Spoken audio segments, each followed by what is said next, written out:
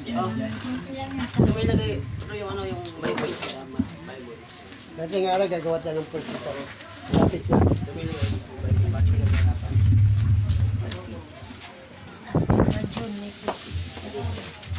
Hindi sinasabi natin, dapat may papamuhay natin yan. Tama yung sinasabing ni Sister 21 ng Matthew, hindi lahat ng tumatawag sa Panginoon ay papasok. Maraming tumatawag. Ang problema, ang tinatawagan nila peke. Katulad yung nandiyan sa plaza. Hindi man tayo naghumahatol. Yan ang Panginoon nila. Di ba? Hindi sila makapapasok 100%. Bakit? Sabi ng Panginoon, ang papasok, hindi mo mahawak ka dyan, humihipo ka, binabato mo ng bingko. Ang papasok doon, kapatid, yung nagsasagawa ng kalooban ng ating amang nasa langit. Dahil ang Diyos natin, hindi pa natin nakita. Amen? Amen. Hindi pa natin nakita ang Diyos eh. Yung mga taong walang pangunawa, sabi nga ni Pastor Alan, pag gumagawa sila ng Diyos-Diyos sa natural, guwapo. Kasi hindi naman tatangkiligin ng pagpangit eh. So, yun po. Tama po yun. So, ang Diyos natin, nasa puso natin. Ano pa ang batayan? Nagbabasa tayo ng Biblia. Binibigyan tayo ng malalim na pangunawa. Kaya naibabahagi natin sa kanila. Pag narinig nila yung katotohanan, nagagalit sila. Bakit? Nauupi sila. Huwag ko pa sa amin. Kaya pala, natagpuan na meron akong nabasa na sinasarili daw, kaya daw yan umitim. Kinulong nila sa Santa Cruz ng ilang taon. Okay. Pag mahal na araw, pinalabas nila. Hindi nakukulog ng doon sa inukulungan. Pero hindi po yun ang ating paksa. So, bago tayo magbasa ng Biblia, napakahalaga pa itong ating pag-uusapan. Tayo po manalangin, sama-samang manalangin, hingin natin na patuloy na bigyan tayo ng pangunawa ng Panginoon. Hindi lamang pangunawa, kundi may sa pumuhay natin ang kanyang salita na siyang itinuro ay pahayag sa inyo. Tama yung sinasabi mo, kapatid, na hindi lamang tayo sa tinapay na bubuhay, yung higit sa lahat, mabuhay tayo sa salita ng Panginoon. Hindi tayo mabuhay sa mga bagay na pagkain dyan lang yan eh. Pero higit sa lahat, yung kumakain ng ating kaluluwa, ito ang pasaputi natin sa langit. Tayo manalangin. Amang banal, Diyos na nasa langit, tunay nga kami napapasalamat sa araw na ito na itinalaga mo. Ipinaalala mo sa amin at pinapahalagahan namin, Panginoon, dahil kayo po ang aming Diyos na hindi nakikita, hindi namin nahawakan. Subalit sa bawat piling namin sa aming panalangin, para mapatunayan namin na kayo ay buhay, nangyayari po ang aming hinihiling. Sino ka pa ba, Panginoon? Hindi ka namin kayang ipagpalit. Dahil kayo ang aming Diyos na nagpakilala sa amin sa pamamagitan ng Espiritu at katotohanan. Kaya naman hindi matanggal sa aming puso dahil nakaukit ito. Nakamarka sa aming isip na kayo ang aming Diyos na totoo. Maraming salamat at ang inyong lingkod, minsan pa samahan niyo po ako, Panginoon, na hindi sagana ang aking karunungan, kundi turuan mo po ako kung ano ang mahalaga dito sa ating teksto ng Hebreo chapter 2 na maaaring nangyari sa Israel. Nagpatuloy sila, subalit babasahin namin sa panahon namin ngayon dahil sa iyong awa lamang, sa biyaya mo lamang, Panginoon, kaya kami naligtas. Wala kaming naiambag. Kung kami man dumadalo, Panginoon, hindi ito ambag. Ito ay bunga ng aming kaligtasan.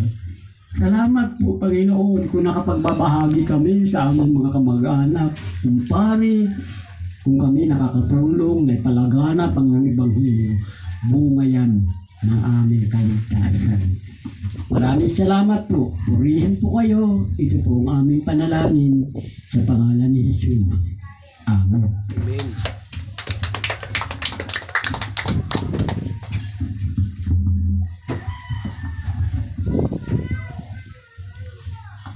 Sundan niyo po. May mga banal na katulad tayo para hindi kayo nalilitaw.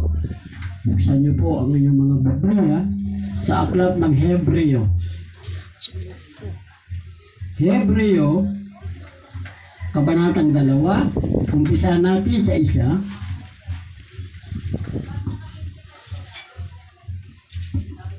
Hanggang 18. Kabanatang 2, talatang 1 hanggang 18. Si Amen, na natagpuan na. Amen. Basahin po natin at tunawain at huwag natin itong kalagtaan sapagkat napakahalaga nito. Kaya dapat nating pagkukulan ng higit pang pansin ang mga bagay na ating narinig. Baka tayo matangay na papalayo. Sapagkat kung ang salita na ipinahayag sa pamamagitan ng mga anghel ay may bisa at ang bawat paglabag at pagsuway ay tumanggap na kaukulang parusa. Paano nga tayo makatatakas kung ating pababayaan ang ganitong kadakilang kaligtasan? Ito ay pinahayag noong una sa pamamagitan ng Panginoon at pinatunayan sa atin ng mga nakarinig sa Kanya na pinatutuhanan din ng Diyos sa pamamagitan ng mga tanda. Tandaan yan ha, tanda. At mamaya babanggitin natin yan. At ng mga kababalaghan at iba't ibang himala at mga kaloob ng Espiritu Santo na pinamahagi ayon sa kanyang kalooban.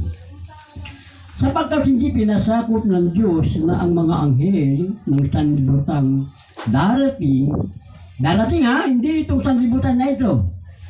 Yung sanlibutan na nilalang ng Diyos, wala pa ang mga anghel para yun sa kanyang mga totoong anak. Nakuha natin? Gumawa ang Panginoon, kaya nung nakaraan na anniversary, yung tinatawag na kernel sanlibutan. Ito yung mga taong namumuhay dito karamihan na sama. Yung inahanda ng Panginoon na sabi niya, Ama, dinadalangin ko sila. Hindi ang sanlibutan. Sino dinadalangin ng Panginoon? Yun nasa sanlibutan. Yung sa sanlibutan ng mga mananampalataya. Yung mga pinili. Hindi mga unbeliever. Sabi kanina ni Sister, maraming tumatawag sa pangalan ng Panginoon. Kinaklaro ni Jesus, hindi lahat. Hindi nagsasagawa lang ng kanyang kalooban. Sapagkat hindi pinasakop ng Diyos sa mga anghel ang sanlibutan darating na siya naming sinasabi.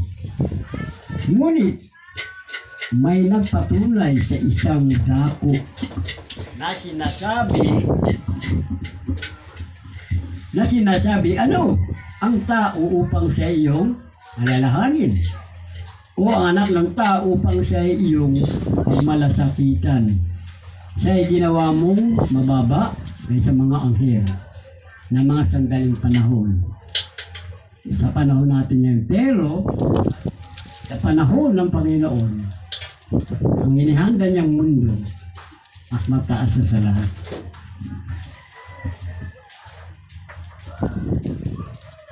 Kundi nakikita natin na si Jesus na mababa kaysa mga anghel na dahil sa pagdurusa ng kamatayan ay pinatunayan ng kalwalhatian at karangalan upang sa pamamagitan ng biyaya ng Diyos ay maranasan niya ang kamatayan alang-alang sa lahat.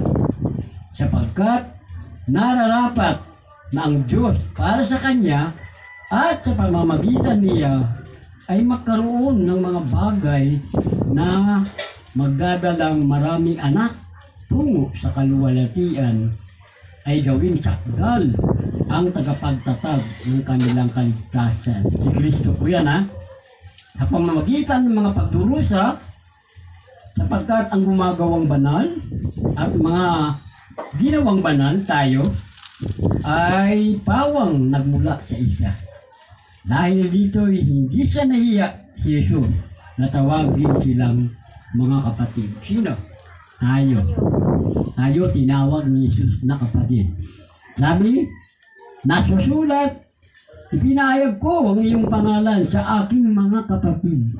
Kaya yung mga tao, huwag natin silang pansinin na may Diyos silang sinasamba, hindi po natin sila kapatid. Ang turing natin sa kanila, kaaway. Iba yung kanilang ama. Tayo kilala natin ang ating ama. Kaya, salamat at palibasay last verse, nagtiis siya ng pagkatukso. Siya'y nakapagsuklulog ng mga tinutukso. Salamat po, purihin po ito. Alain po ang mga salita ang ating pag-aaralan. At may pamagat ako na pag-aralan niyo na hindi tayo uwi ng bahay na pag lumabas tayo, ano yung paksa ni Brother Ramon? Di ba? Pag tinanong kayo na, dumalo ka pala, diyan ka na, Pastor Ramon. Sino yung mensahe si Pastor Ramon, Brother Ramon? Ano yung pamagat ng mensahe? Ano nga yun? Hindi kasi kayo nakikinig. Mahalaga ito na dapat pinag-aaralan niyo. Kasi, darating yung panahon na kayo ay gagawing alipin ng Panginoon. Hindi alipin na pahihirapan ng Diyos, ha? Alipin upang ipalaganap ang kanyang salita. Ang ating paksa o tema ay pamamagatan natin pagbalasakitan ang dakilang kaligtasan. May tatlo tayong puntos na ating pag-uusapan. Una, ang prioridad. Pangalawa, ang batayan. Pangatlo, ang parusa. Sino mang susuway o hindi makikinig sa salita ng Panginoon. Mga kapatid, huwag tayong kampante na dumadalo naman ako eh. Ligtas na ako. Hindi. Sabi ng verse 1, kaya dapat nating pag-ukulan ng pansin. Ngayon, yung ating narinig, ano yung narinig natin? Si Jesus, tagapagligtas. Si Jesus ang siyang namatay sa ating kasalanan. Hindi yung bero-bero, hindi yung laro-laro. Kaya sabi na sumulat ng Hebreo, kaya dapat natin pag-ukulan ng pansin o prioridad. Di ba tayo, kumakain tayo ng pagkain ng pisikal, almusal, tanghalian, hapon. Di ba prioridad yun? Kapag hindi ka kumakain, ano mangyayari sa katawan mo? Manghihina. Ha? Manghihina? Magugutom ka? At pwede sa panghihina mo dahil hindi mo pinapahalagahan, hindi mo priority ang pagkain, magkakasakit ka. Ang tinutukoy dito ng mga sumulat na salitang ito na dapat natin pag-ukulan ng pansin. Ay ang pag-ukulan, ito yung ginagawa natin, hindi tayo rito mabibigo. Bakit? Nakikita ng Panginoon na tayo nga ay seryoso pag-araw ng linggo. Yun ang ating prioridad. Minsan, mga kapatid, iwaksin muna natin yung trabaho natin pag-araw ng linggo. Lunes, Sabado, binigyan ka ng Panginoon eh. O, maging priority mo yan. Di ba lagi natin binabasa ang Exodus? Ulit-ulit binabasa natin ang Exodus. 10 utos ng Diyos. Diba? Malaya na tayo, huwag kang sasamba sa mga Diyos-Diyosan. huwag kang magkakaroon ng inukit na larawan. Sabi ng Panginoon yun. Kasi ang ibinigay sa atin, biyaya. Nung marinig natin ang salita ng Panginoon, nagkaroon tayo ng palatandaan. Ano yung tanda? Di ba lahat tayo nabunagin? Lahat ba nabunagin? Hindi, di ba? Ano yung tanda na masabi ko, nabunagin ako eh. Di ba napapasutunod tayo, yung ginawa ni Jesus na tanda, ay nasa atin. Ano pa? Yung mga tanda na yan, alam natin yan eh. Si Jesus nagpakain ng 5,000, nagpagaling na may sakit, bumuhay ng patay. Isa na dyan, ang kaibigan niya si Lazaro. At ang isang pinuno ng centurion.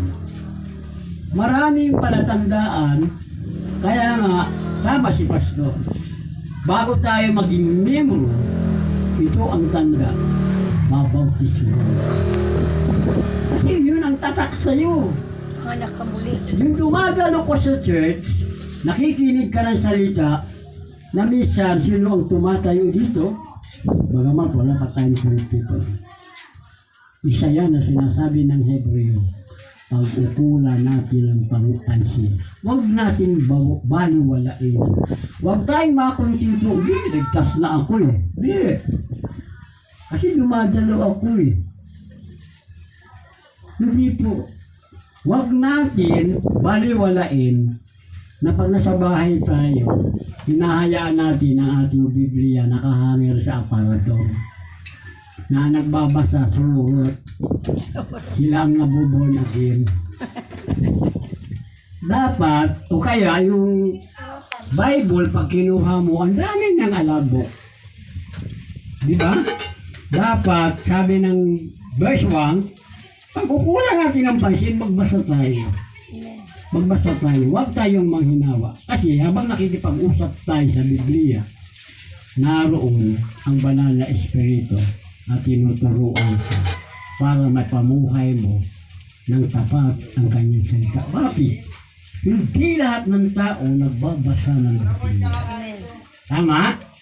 Hindi lahat ng tao naniniwala sa Biblia kasi sabi ng kapitbahay mo, gawa lang ng tao yan eh. Oo nga, nay, ginawa para basahin ng tao. Kasi kung ginawa yan ng aso, aso magbabasa. Diba? Kaya ginawa yan para sa ating mga mananampalataya. Ito ang ating kalakasan ng ating kaluluwa. Diba? Buti pa ngayon aso, dumadalo. Diba? Dumadalo yan. Eh, wala dun eh. Minsan ka pag mga tuwa, sabi niya, brother! Happy birthday, brother! Joke lang po yan ha. So sabi ng verse 1, bigyan natin ng kaukulang pansin. Yung ating ginagawa. Kaya nga utos ng Hebreo 10:25, huwag kaligtaan ang mga pagdalo at pagkakatipon gaya ng ginagawa ng ilan. Lalo na sa panahon natin ngayon, malapit nang dumating ang Panginoon. Yun ang ating kasiguruhan. Sabi ng Bible. Huwag natin, o sabi nga rin ng verse 1, huwag natin hayaan na papawalang halaga natin yung ating narinig. Una, yung mga nakarinig dyan, ang mga apostol. Ang mga apostol, ang mga pastol, sinong mga tao ang ginamit ng anghel? Yung kapanganakan ni Jesus, may 2 pastol na nagpapakain ng kanilang tupa. Diba nagulat sila, dumating ang anghel, nagliliwanag. Sabi ng anghel, huwag kayong matakot. Sapagkat may dala akong magandang balita. Ano yung magandang balita? 10 kilong bigas ibibigay na. Diba? Yun ang ayuda nila eh. Uy, 10 kilo bibigay na. Hindi po. Ang magandang balita doon, ipinanganak sa Jerusalem ang batang sanggol. Sino yun? Si Jesus. Nung makita ng 2 pastol, na sinugo ng hari ituro para sa isasamba, hindi papatayin niya yung bata. Nabunagin silang dalawa. Sabi ng anghel, huwag kayo bumalik doon. Mag-iba kayo ng landas. Nung makita nilang sanggol, nagkaroon ng kapangyarihan, nabunagin yung dalawang pastor. Hindi sila pumunta kay Herodes. Hindi na sila nagbalita na buhay nga ang sanggol. Sa galit ni Herodes, pinapatay niya ang lahat ng mga sanggol. Pero yung dalawa, niligtas ng anghel. Mag-iba na kayo ng daan. Hindi dating daan, ha? Ibig sabihin dating daan. Yun ang mga tanda na ating patutunayan pag may nagsabi sa atin, ano ang batayan mo? Pangalawang punto. Ang batayan natin, yung ginawa ng mga apostol. Ang mga anghel nagpakita. Huwag kayong matakot sapagkat lalako ang magandang balita. Sila, si Kristo. Yun ang mabuting balita na wala sa iba. Alam nyo saan yan itinatak sa ating puso. Diba? Pansinin natin, nung pinalaya tayo ng Panginoon, makinig, mahalaga to. Nung pinalaya tayo ng Panginoon, ito ang ebidensya, ito ang batayan. Diba pag nananalang tayo dati, nung wala pa tayo sa Panginoon, saan tayo maharap? Saan? Ha? Sa altar, sa libur. Ngayon, kung ano ang posisyon mo, nakahiga ka, pagbangon mo lang, Lord, samahan mo kami, salamat. Di ba? Wala ka tinitingnan na anuman. Kasi naniniwala kayong tanda, sabi ng last, ipinagkaloob sa inyo ng Espiritu. Ano pa? Yung mga tanda. Hindi ka tatayo dito kung hindi malakas ang loob mo at walang nagbidikta sa puso mo. Katulad ni sister na nagiging MC, kanya-kanya tayong kaloob. Huwag natin itanggi yun. May kanya-kanyang kaloob ang Espiritu Santo sa atin. Huwag nating pababayaan yun. Minsan nga sa amin, sa lugar namin, ang daming magagaling kumanta. Sabi ko, alam mo, dapat nagpapasako pa sa church. Ay, hindi kami marunong kumanta pang church. Pero sa video, okay, kagaling kumanta eh. Sabi ko, bakit sa Panginoon, hindi kayo nahiya kami. Kanina? Hey Lord, hindi ba kayo nahiya sa mga tao pag kumakanta kayo minsan, bumibirit kayo, napapatid na yung ugat ng ano nyo? Minsan, sabi ko sa Bisaya, yabag. Di ba? Yabag, di ba maarang kumanta? Pero nga, lalaki, kinakanta niya.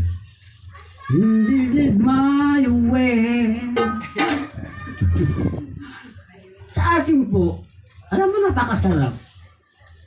Binigyan tayo ng Diyos ng iba't ibang kaloob. Pastor, paggamit kayo, huwag niyong ayaan si Karing lang ang song leader.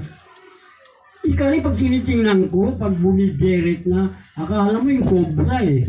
Lumalapad yung dito. Sabi ko, kawawa naman yung kapatid ko. Dapat meron siyang backup. Okay mo? Bakit hindi maiwasan ni Karing? Kasi kaloob sa kanya ng banal na Espiritu. Maging si brother ko, di ba? Natutungtong. Paggamit tayo sa Panginoon. Yan ang sinasabi ng Hebreo. Sabi dito na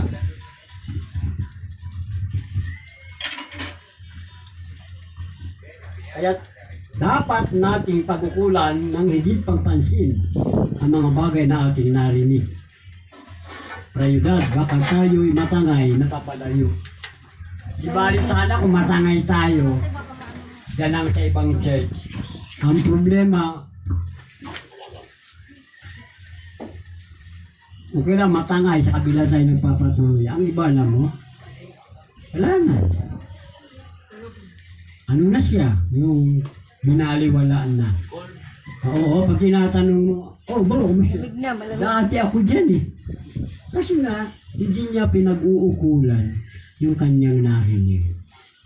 Binabasa pa natin, sabi nga ni sister, yung ating narinig, ang batayan, Noong unang panahon, sinabi ng Panginoon sa mga propeta.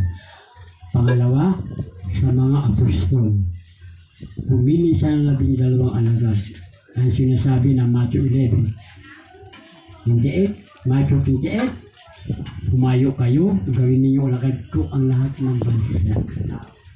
Diba? Turuan nyo sila sa mga salita ko. Tandaan nyo, ako'y kasama nyo sa lahat ng sulok ng mundo. At bautismo nyo sila sa ngalan ng Ama, ng Anak, at ng Banal na Espiritu. Yun ang itinagkaloob sa atin.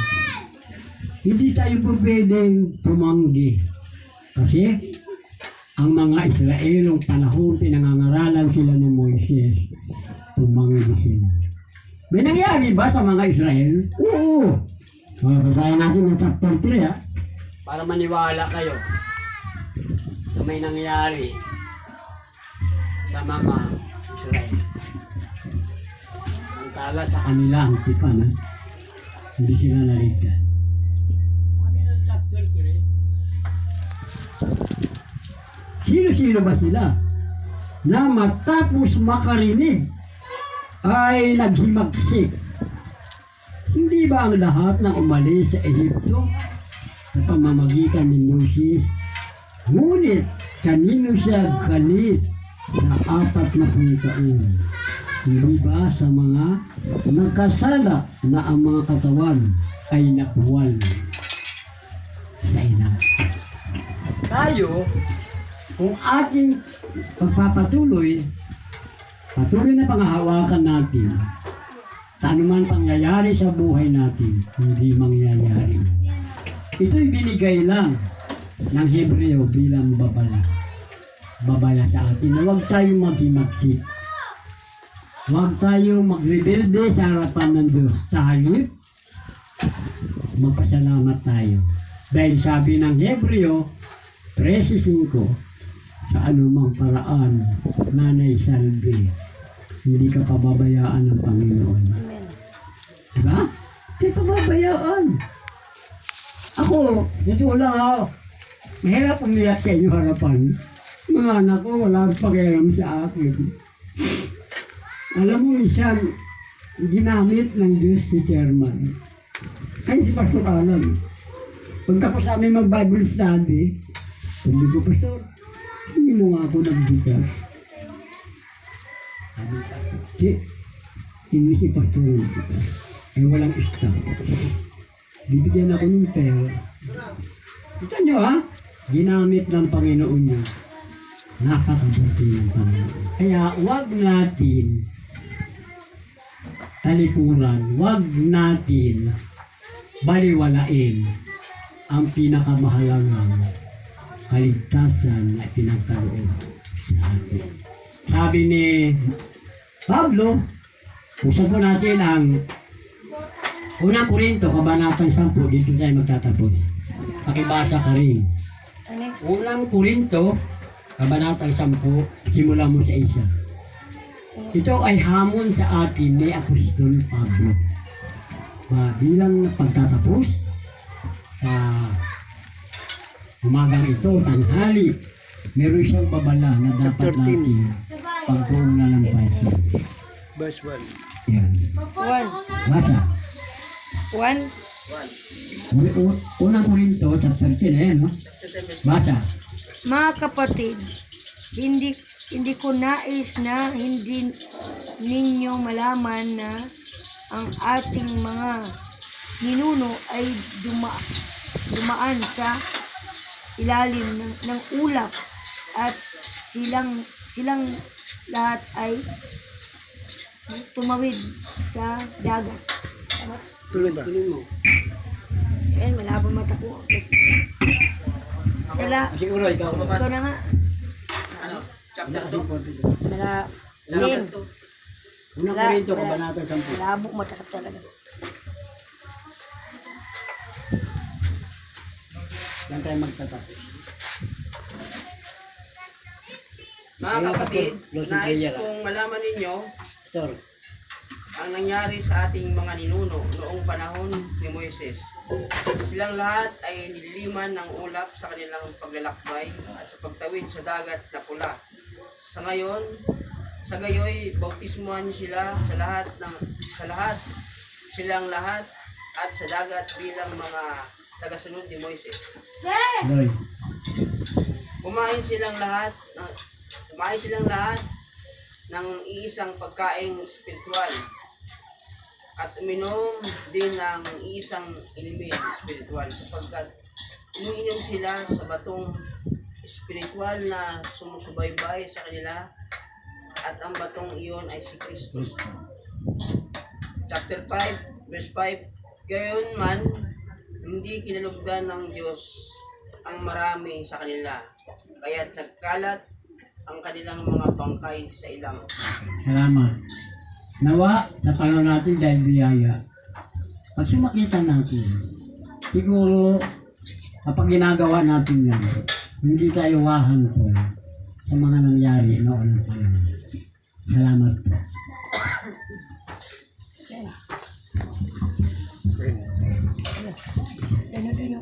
Umako na po tayo sa ating pagbibigay ng bukal sa kalooban at hindi napipilitan lamang.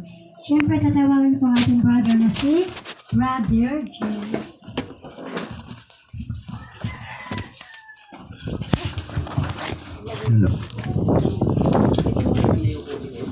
Naparan mo gad yan.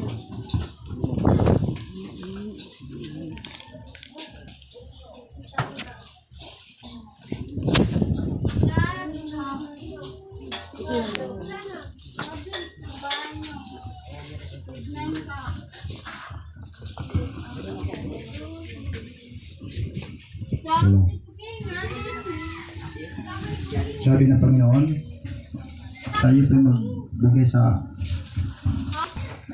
bahagi. Kasi po lahat ng mga bagay na galing kay Jesus yan. So, babasahin po natin sa 2 Korinto, chapter 9, verse 6. Sabi mo ito, tandaan ninyo ito, ang nag-aasik ng konti ay mag-ani ng kaunti. At nag-aasik naman ng marami ay mag-ani ng marami. Ang bawat isa dapat magbigay ayon sa sariling pasya, maluwag sa loob at di napipilitan lamang, sapagkat ang ibig ng Diyos ay kusang pagkakaloob.